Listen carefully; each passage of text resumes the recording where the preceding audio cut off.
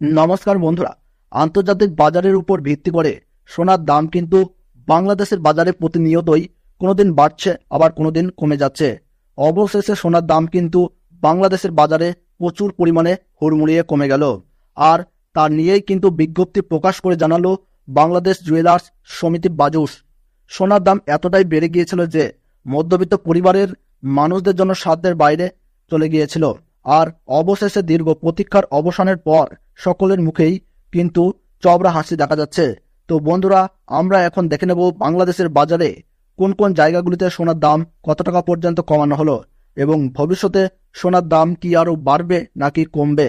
তার ওই পাশাপাশি আজ 18 ক্যারেট, 21 ক্যারেট এবং 22 ক্যারেট হলমার্ক যুক্ত খাঁটি গহনা সোনার 1 গ্রাম, 10 গ্রাম এবং 1 ভরি সোনার নতুন দাম কত টাকা রয়েছে।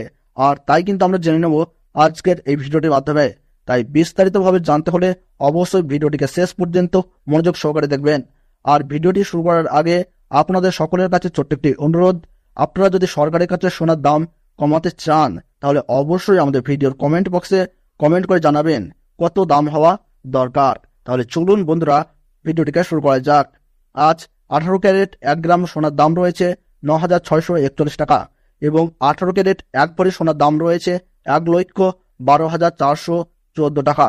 21 ক্যারেট 1 গ্রাম সোনার দাম রয়েছে 11,248 টাকা এবং 1 ভরি সোনার দাম রয়েছে 1,31,151 টাকা।